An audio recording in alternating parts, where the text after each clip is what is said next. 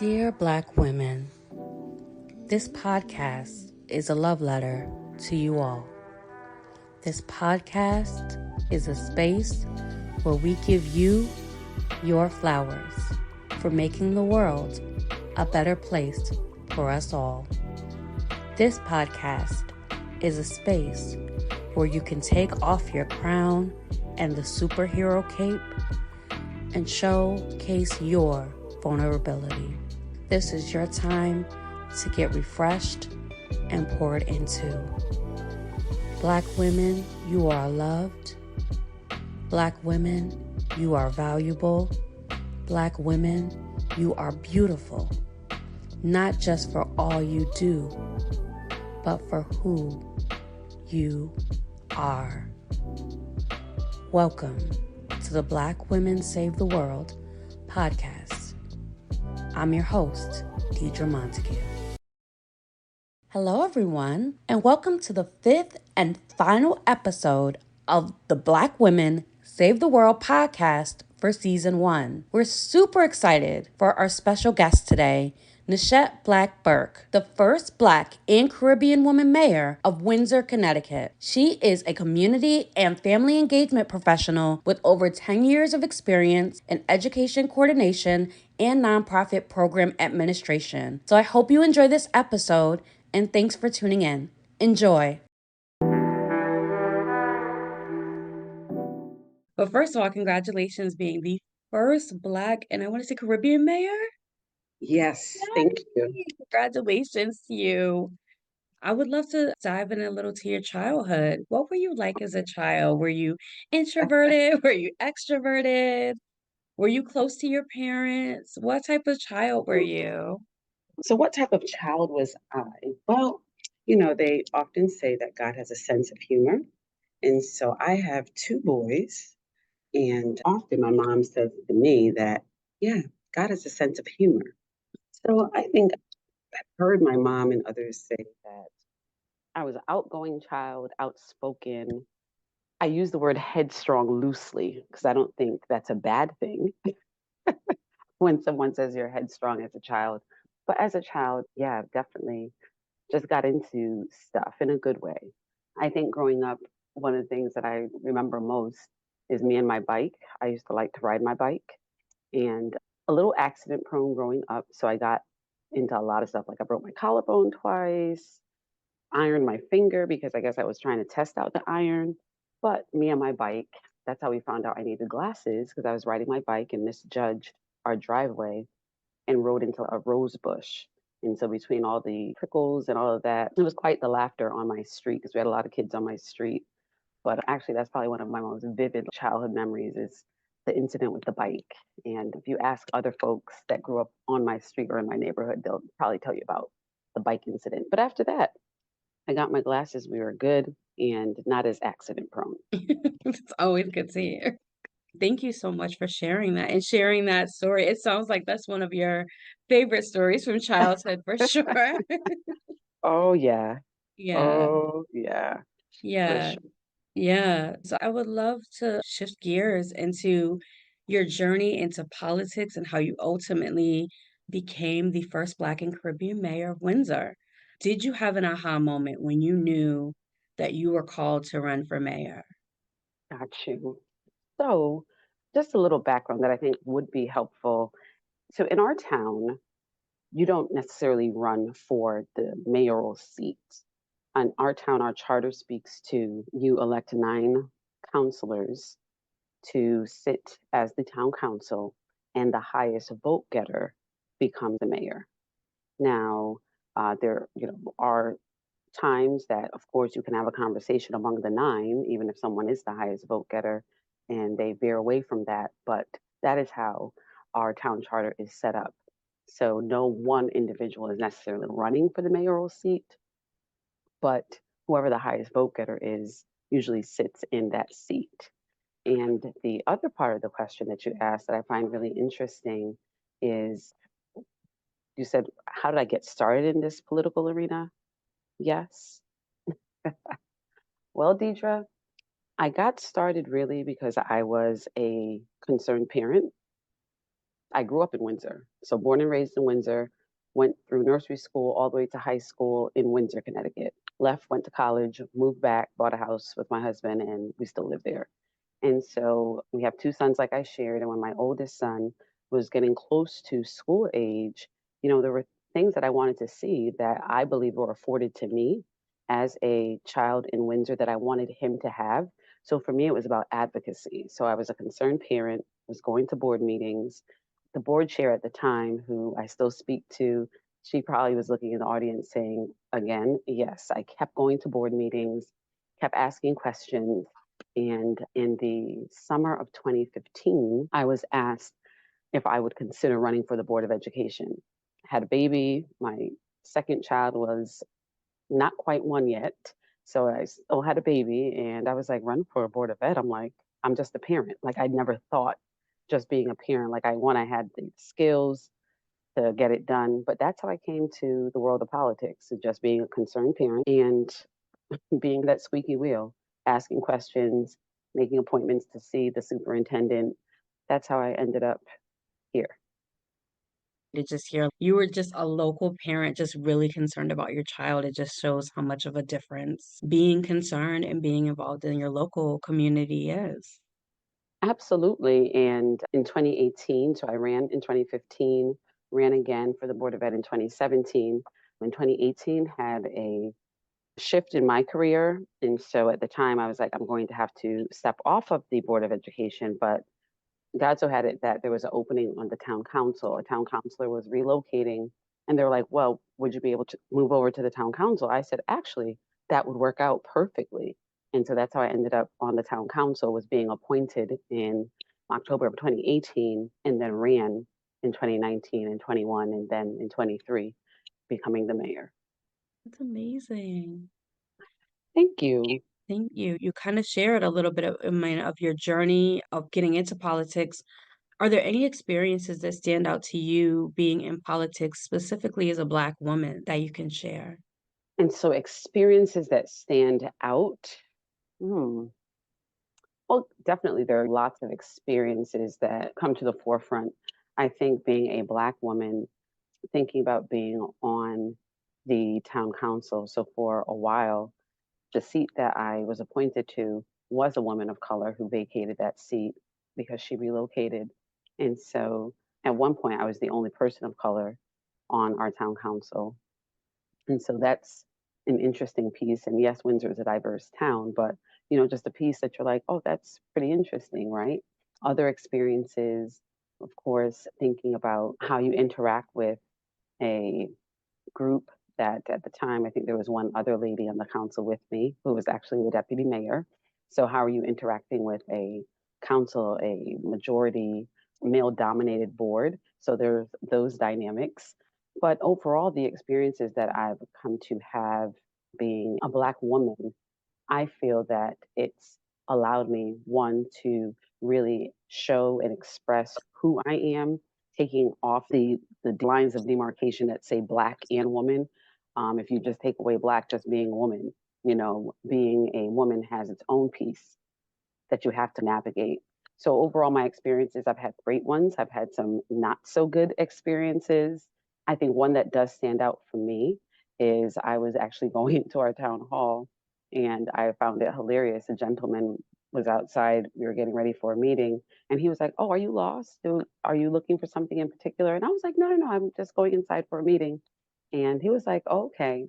And so when we got inside and the meeting started, and I was actually facilitating, we were doing like a community conversation with a few of our state reps. He was like, oh, I didn't realize this was your meeting. I wasn't sure. I didn't. And I was like, you don't have to try to explain. I get it because not all the time, one, are you expecting a woman to be facilitating that type of meeting? And then two, a Black woman. And so I told him, I was like, listen, no harm, no foul. I didn't take it anyway, but those are just some of the experiences that I've had.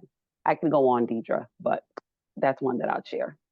It's really good that you were able to hopefully shifted that person's mindset to see things differently and to see politics differently. So that's really incredible to know that, you were able to shift his mind even in that moment. And I always try to look at the glasses half full. I do. That's just how I try to live my life is like, okay, it's half full. Other times when folks are trying to give like a subtle jab, of course, but I think genuinely he just wasn't sure. Like he was like, "Are you lost?" But I was like, "Nope, I'm good. Let me try to help you. And please come inside so we can start the conversation." Yeah. Yeah, that's amazing.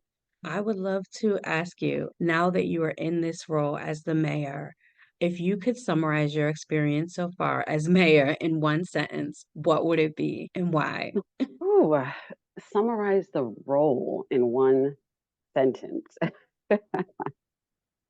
So, what pops into my head first, here's the sentence. A few things are in through my head. I would say a journey of hills and valleys. And Mm. so it's only been about what, on the council, it's been about 5 years.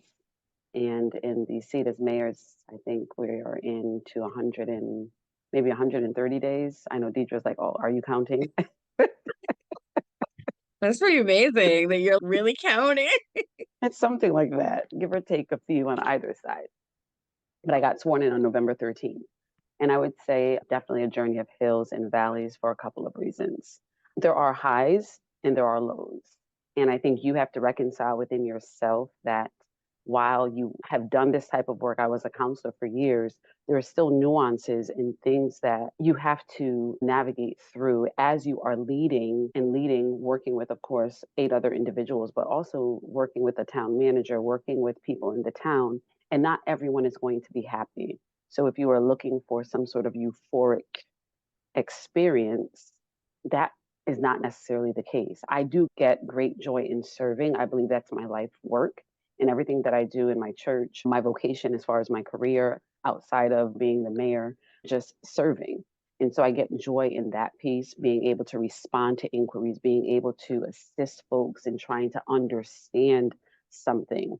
But I say hills and valleys because there are days that you do feel like you are sitting on top of that hill, like you're on that mountaintop. You're like, yes, it's all coming together. And then there are times where you feel like you're in the valley, like there's nobody else in this valley with me. Nobody else seems to understand. Like, why don't they get my vantage point?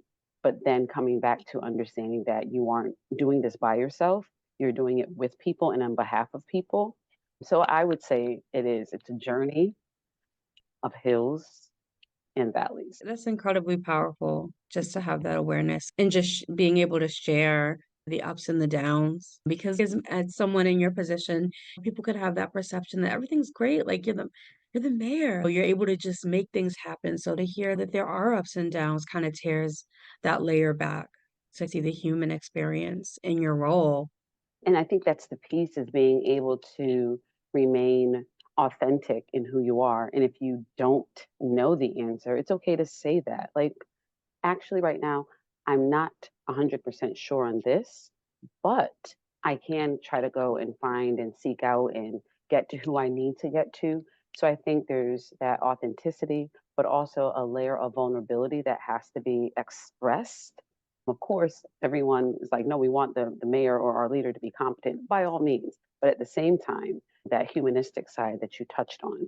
And I do believe that to whom much is given, much is required. So it does require you to do a lot of research, understand facts, read about things, respond in a timely manner, all of those things. So, yeah, hills and valleys, and not a lot of sleep. Yeah, absolutely. It definitely sounds like you are in the trenches for sure. How do you, in your role, for people that may not know, how do you service the community as the mayor? Like, what are the things, like maybe from day to day, that people may not know that you do to serve? Got you. And I think that's a great question. I think that's a really great question because I think sometimes I was reading an article and it said, oh, Mayor Black-Burke out cutting ribbons again. And I'm like, yes, that's a part of it. You do have to cut ribbons because, of course, we want development in our town. So as folks are opening businesses or breaking ground, but how I service our town, every morning I make it a point that I want to go into my email and go through my email and determine and see what has come in. I want to be able to respond in real time to constituents' concerns or requests, if there are things that I can get to. So I carve out time in the morning to go through those emails and then figure out what can I respond to right away. What are things that I need to like discuss with the town manager or the admin team, and then you go from there. Another way that I service our town is just really showing up. So even if I'm not invited or I get a formal invitation, there are going to be formal invitations to things. But if there's something happening in town, just because I'm the mayor now does not remove me from actually being present, showing up and getting in the trenches. So if there is something happening in town, a food drive, something happening at the high school, being there and being willing to participate and be a part of, right? There was a toy drive over the holiday season. Nope, I need to be there and I need folks to see that I'm still participating on that level. One, as a citizen, because I'm a taxpayer, right? No break there. I still have to pay my taxes, right? As a taxpayer, trying to give back in that way. So that's another way. So making sure I'm responding to their concerns, showing up and being present in town at various events, even if it's not a formal event that I'm invited to. And then lastly, I would say servicing the town by always keeping my ear to the ground and making sure that we are making decisions in the best interest of our town.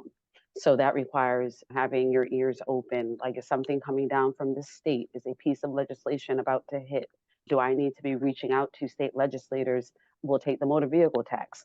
Had a conversation with a state legislator about that. Like, actually, if we move forward with that type of repeal to motor vehicle tax, what are the unintended consequences for citizens living in a town like Windsor? So that's how I service the town each and every day, is trying to make sure that I'm making informed decisions on behalf of our town, showing up, being present, and then responding to them in a timely manner when they reach out. I'm sure they appreciate that as well, seeing you out and about and seeing you engaged in community service and getting involved in things like the tax situation that you talked about, the tax bill. So that's really cool. I would love to ask you, what are a couple of your personal and professional accomplishments that you're proud of to date? Personal and professional. Well, I will tell you, by far, for me, a personal accomplishment is I love being a mom. And I know folks are like, well, is that really an accomplishment? For me, it is. Very personal story to myself. Didn't think I was going to be able to have children. So having them, for me, that's a huge accomplishment. So for me, that's a personal moment of accomplishment, of course, with God's help. But I'm really, really proud of being a mom. Professionally, I would say that yes, on November 7th, 2023, when the numbers rolled in and realizing that I had become the mayor, and I tell folks that's why voting is so important. You can win something by 2,000 votes, you can win something by 2 votes. You know what I mean? And so for me, that was a huge accomplishment and definitely by far one of my proudest moments professionally. And yeah, I'll leave it at those two. I'm excited to be a mom. That is a truly big accomplishment and one I'm sure that you continue to see returns on every day, positive returns, I'm sure. For sure, for sure. And I think that sometimes we trivialize it, but it shouldn't be trivialized because you are entrusted to really take time to invest and shape and frame a whole nother person, like a whole nother person. And there are days that you're like, what am I even doing? But it's something that I think as a society we are moving away from, and why the role of a nurturer, and I'm saying a nurturer on purpose because your nurturer, maybe it's not your biological mother, maybe it could be a father, uncle, or aunt, but whoever that nurturer is, that's a huge responsibility and something that should be applauded and revered. For sure. Absolutely. Thank you so much for that answer. I wanted to ask you as well, you are a trailblazer as the first Black and Caribbean mayor of Windsor. And I'm sure there were some challenges that you've had to overcome before accomplishing this achievement. What were a couple of those challenges that you're able to share, and how were you able to overcome them? Ooh, hmm, great question, Deidre. I would say fear. Fear is a real thing. And for me, being a Black woman, Caribbean woman, yeah, a lot of times it feels like we're told, like, stay in your place, right? As a woman, you probably shouldn't do certain things. Or what's the saying that sometimes women should be seen and not heard? When I was in high school, I did have a teacher who told me that you are very opinionated for a girl. Yeah, Oh, very. I know I have lots of opinions. I have lots going back to my childhood, I always have something to say. This is true. And so there came a point in my life where I really tried to suppress that, especially like as you move into your career, because a lot of times as a Black woman, excuse me, as a Black woman, our passion and our energy can be construed as being overly aggressive when you're not being aggressive, you're just being direct.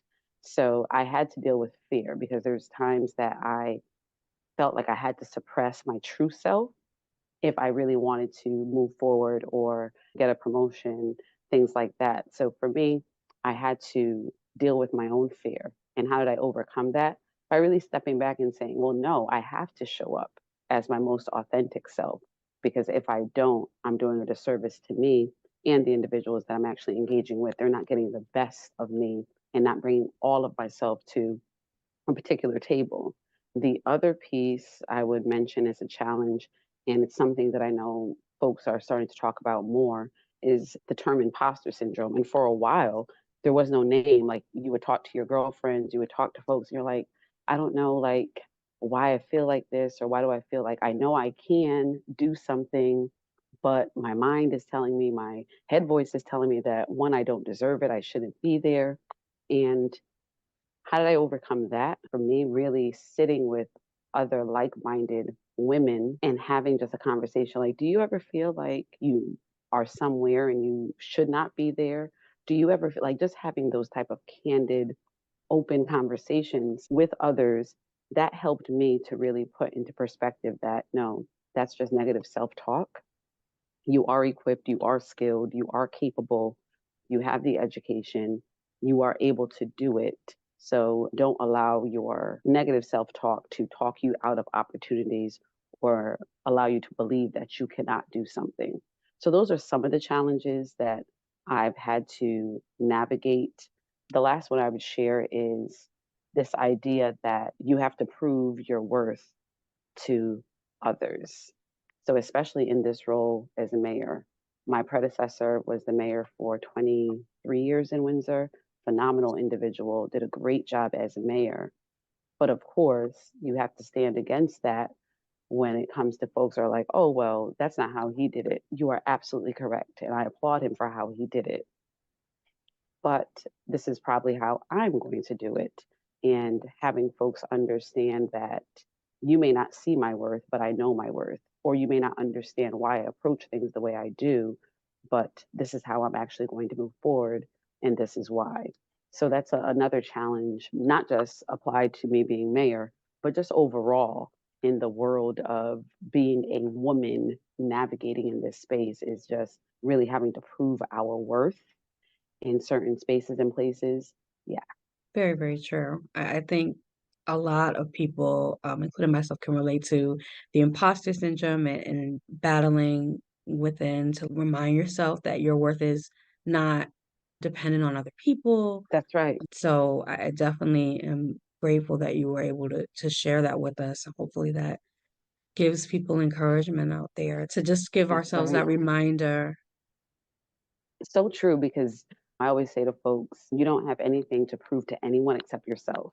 But our society, especially women, especially Black women, it's like we always have to like prove, and I'm putting that in quotes, prove that we can. And I'm like, no, we're educated, we're skilled, we're capable, we are able. So this whole idea of like I have to prove for you is just so misaligned.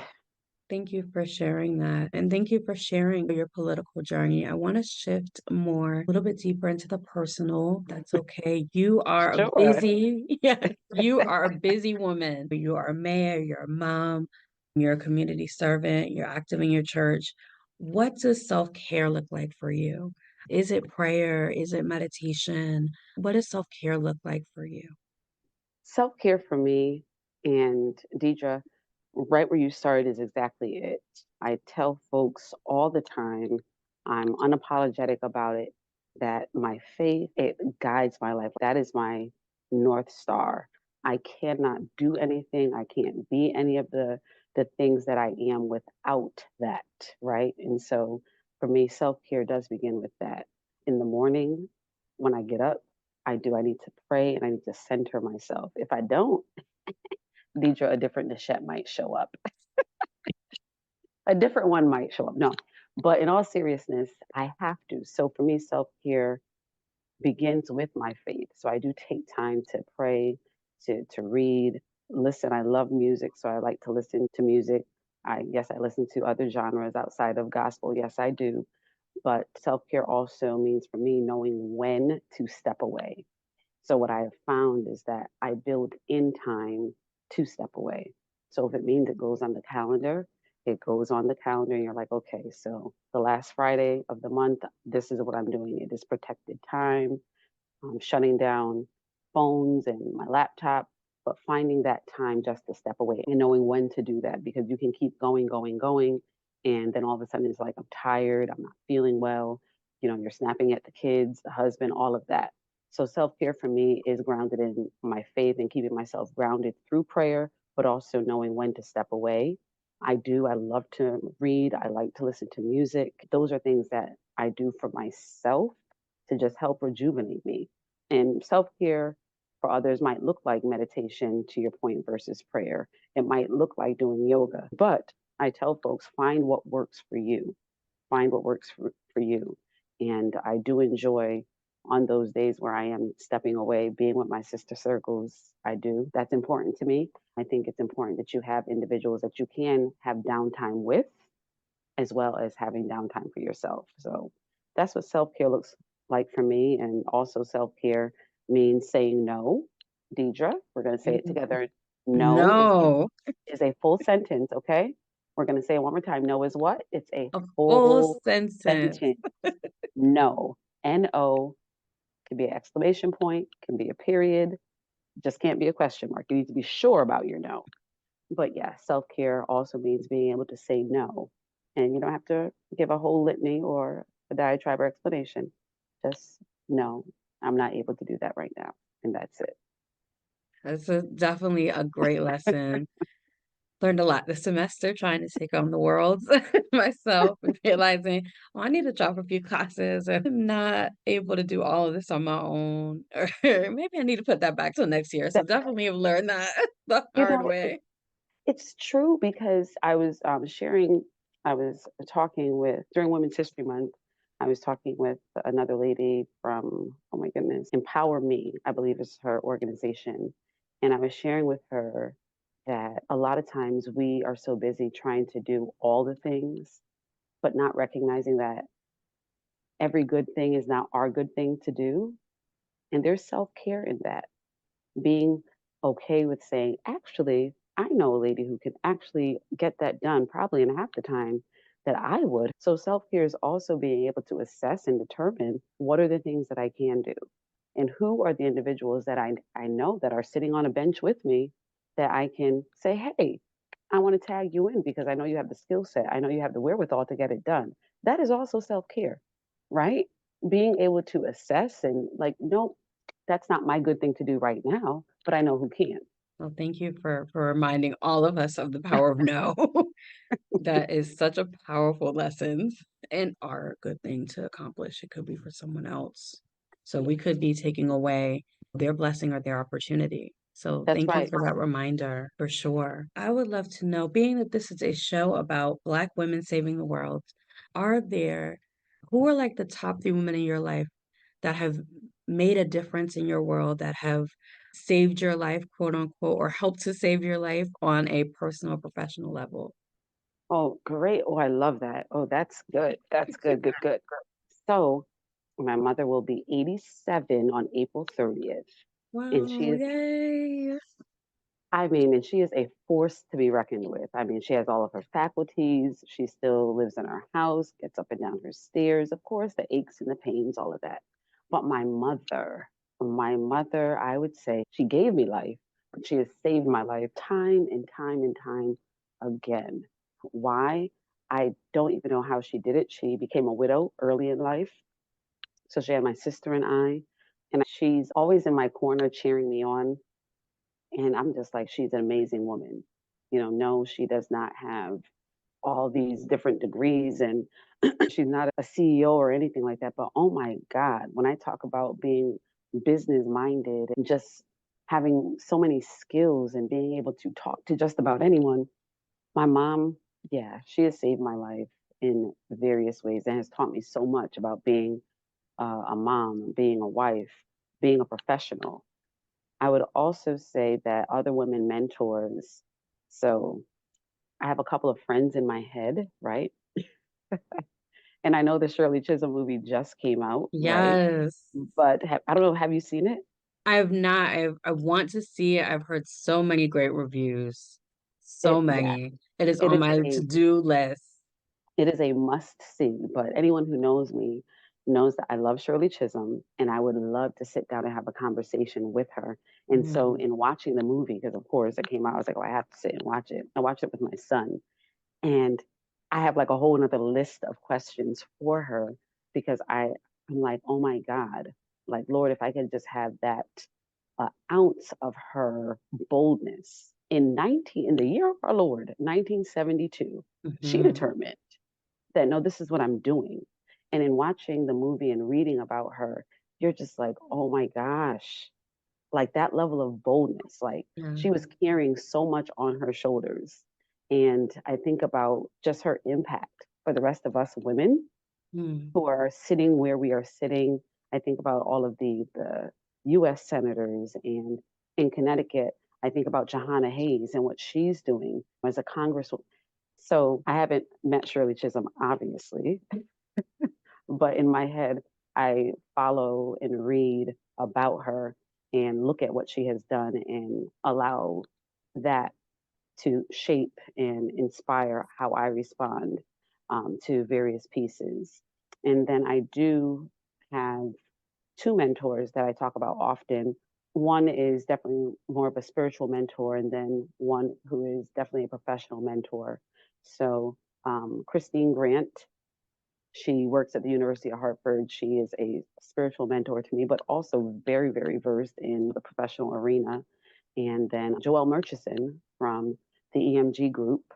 The both of them have just played such pivotal roles in my life, especially at like crossroads. Right before the election, I was talking with Joelle, and Joelle is just like, okay, so you have a lot happening. Like you're in school again, you have a child going off to college, you're running again. So are you thinking about what potentially may have to come off of a plate?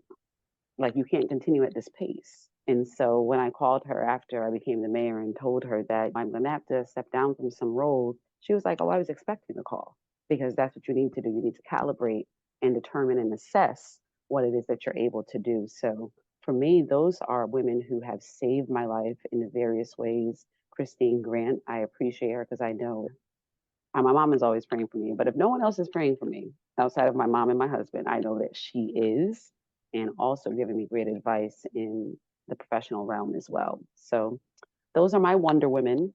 Those are my Wonder Women. My mom, Shirley Chisholm, because she's in my head. I've never met her, but I do. I have my little folding chair pin. Okay, that could be No, something I else. I understand that. I have her on my vision board here in Boston, with with her quote, if they don't give you a chair, bring a folding chair. So I have that. I know that's paraphrased, but I have her like on there Oh yes, oh because yes, she's so powerful. powerful. Mhm. Yeah, but those are my Wonder Women. Yeah, those are They my sound like my amazing women. Amazing women. I'm so glad that you have them. thing. Me too, because boy, I tell you, good support is how it gets done. You can't do it by yourself. You need good support. Oh, Being that this is a show about Black women saving the world, how do hmm you save the world through politics, specifically through local politics? so now that question, that's wow. Like, how is it that as Black women, we are saving the world through politics? For years, it was like all about diversity. And so folks were like, oh, well, it needs to be diverse and you need to have diversity in the room. But diversity, that's one part of it. But I think as Black women in politics, and I'll speak for myself in my current role, is how is it that you are representing us? Like, are you there just to say that, okay, we have a room that's beautifully hued, but are you taking time to actually represent and be a voice? Like, are you speaking? Are you adding to the conversation at the table?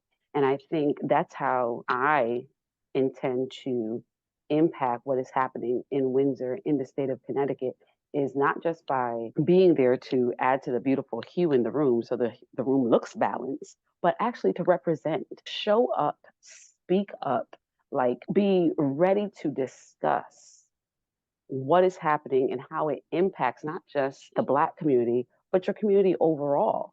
So for me, I believe that's how, as a Black woman in politics, I am looking to save the world. It's not just about being there, but it's being there. What are you doing? And how can you help to influence others in understanding why it potentially should be done that way? So that's for me, those are the big pieces. Don't just be there, but while you are there, represent well, use your voice, be informed, make informed decisions. But then I think the last part would be, Deidre, is then how are you taking that back and stretching your hand behind you to also bring others along? I believe that's how Black women across the board in politics, we are saving the world. And you see that. I think about Ayanna Taylor, who both of us, we were PTO moms together. We are PTO moms together, being the squeaky wheels. And when I left the Board of Education, I was like, hey, like now is the time. And she was like, you think so? Absolutely. Like now is the time. We can do this. And I'm like, wow, like just, her career has taken off and so proud, so proud. I'm like, yes, she's looking to run for the second senatorial district here in Connecticut. And I'm like, that's amazing. But that's what it is. It's like, hey, sis, you think you can do this? I can help you along, and vice versa. And not saying that, oh, it's because of me. That's not the message. I'm just saying we were both PTO moms together in the work and just being able to see what being able to show up, represent, talk about issues, address issues, what that can do, what that looks like, the power in that. So I believe that's how we are looking to save the world as Black women in politics. It's amazing. And it seems like a powerful sisterhood with Ayanna Taylor and you being able to help her and her being able to help you. That sounds very special and powerful. It really, really is, because you need that, especially in this work. The two of us joke all the time. I'm like, yeah, she's like my board bestie, absolutely. So we're always talking about like what's happening in the news, reading the newspaper articles, and trying to figure out like how is it that we show up to ensure that work moves. Because it's not enough just to be elected or to say that, oh, I got the vote, so I'm sitting in this seat. But how are you impacting change? How are you moving the needle for the betterment of a community? So that's the work. That's the work. And as Black women in politics, that's how we plan on saving the world, moving to work and getting it done. Yes. Thank you so much for sharing that. You've accomplished so much professionally. What is next on your list to accomplish now that you're in this role as mayor? What are your goals in this role, in this new position? Well, the very, very short term goal is to get this budget passed. Oh, Lord. Um, yes, that's so very local politics. So, yes, every year you have to approve the budget. So, right now we're in budget season in Windsor. So, very, very short term goal. Anticipated referendum will be May 14th. So, hopefully we can get that passed on the first time around. It's a tough year. We have our reevaluation of property taxes, but that's another conversation. Deidre's like, okay, we don't want to get into that. But in the short term, trying to get that budget passed. But thinking about accomplishments, what would I like to accomplish as mayor? So in Windsor, it's a 2-year term. So right as you are getting started and getting into the groove, it's like, oh, it's time for an election. But recently we broke ground on Founders Square in Windsor. There's a developer also familiar with Windsor, growing up in Windsor. And so thinking about those types of projects. So for me, it's about economic development in Windsor. We have been talking about our downtown area for years and how is it that we can bring that back to life. Growing up in Windsor, there was a lot happening downtown. There were restaurants, there was a movie theater, it was walkable. So continuing to push that work forward is at the top of my list. So I talk about Founders Square, having mixed use properties in town, workforce housing is another goal. And I would end by saying We just had a referendum for the Wilson Park. We received monies through the state, and shout out to the delegation that supports Windsor, State Rep Garibay, State Rep Khan, Senator Douglas McCory. I want to make sure I'm not missing anyone, but our entire state delegation that does support Windsor, they were instrumental in ensuring that we got those monies to support the Wilson Park. So over the next 18 months or so, that will be my focus, trying to ensure that the developments that have started continue to be pushed forward, really thinking about the economic development in town, as well as trying to get as far as possible before the next election with the Wilson Gateway Park.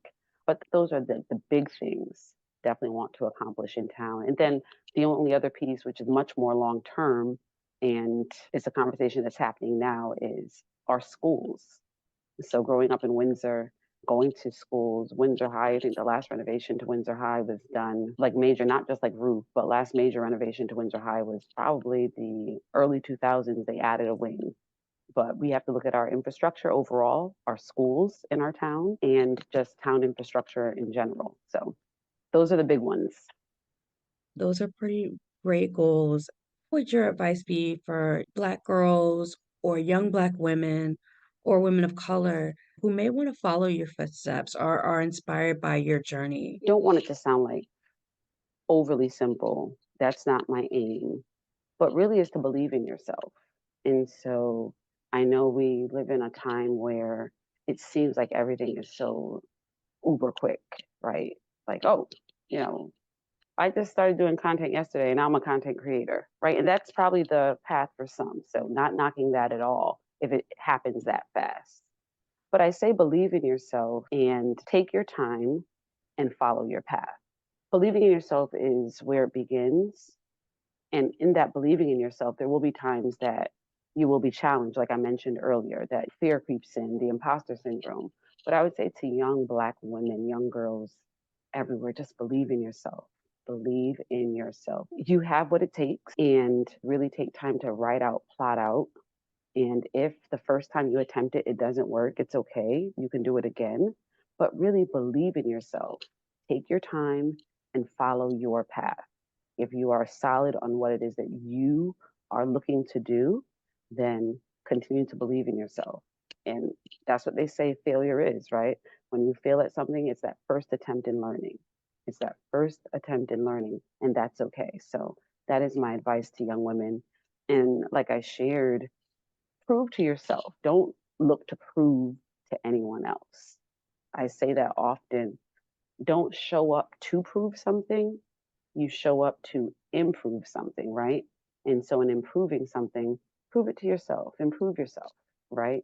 And as you're doing that, you continue to prove to yourself that you can do something. So, that would be my advice. It's really powerful advice to hear. Just believing in yourself. I think that it's the first hurdle to doing anything, it seems like, is really just getting that strength that you can do it Mhm. and really convincing yourself that you can, that you're capable. You are capable. And like, I keep saying it because I hear it so much, being an educator, and young people are like, well, I'm going to prove this one wrong and I'm going to prove that one wrong. And I'm like, no, prove it to you. That's it. Nobody else. Prove to yourself that you can do it. And it's okay. It could take you some time, but that's all right. So, yeah. Absolutely. Thank you for answering that. And my last question is for you. What would your advice be to your younger self about your life journey to becoming the first Black and Caribbean mayor of where you were born and raised? My advice to my younger self would be that you have what it takes. You have Nuchette Melissa Black-Burke. Well, my younger self, I wasn't Burke yet. So I guess just Nuchette Melissa Black. You have what it takes. It's not predicated on your upbringing, things that maybe you did not have, but with what you've been given, you have what it takes. You do. You have what it takes. I look back and I'm like, I wish when I was 18, I did have a different conversation, or I was not really caught up in that cycle of negative self-talk and not believing in myself. Like, you have what it takes. You have what it takes. One of my favorite children's books is The Little Engine That Could. I have a copy in my office and I will read it. I love that book, The Little Engine That Could, because when you think about the book, he was like, we're going to get over this mountain. And he was willing to talk to every and anything that was coming by, like, well, can you help me tug? Can you help me pull? And even in the face of adversity, when the little blue engine was told no, he was like, okay, on to the next. He kept being resilient. He kept finding a different way. And eventually he made it over the mountain. So I love that book. And I think I can. I think I can. I think I can. I think I can. You have what it takes. That would be my advice to my younger self. It's a perfect way to end. Thank you so much, Mayor, for your Thank time. And you. thank you for being a Black woman who saves the world. Thank you. I'm trying. Y'all just pray for me. Pray We for me. That's will. it. Wow, such a great conversation today. Thank you so much to Nuchette Black-Burke for joining us and for truly being a Black woman who saved the world. If you enjoyed today's episode, then don't forget to subscribe to my podcast and never miss an episode. Also, check out our various social media channels, including our Instagram, Apple, Spotify, and YouTube accounts. Thank you so much again for supporting this podcast. Let me know in the comments if there should be a season 2. Take care, and thanks for listening.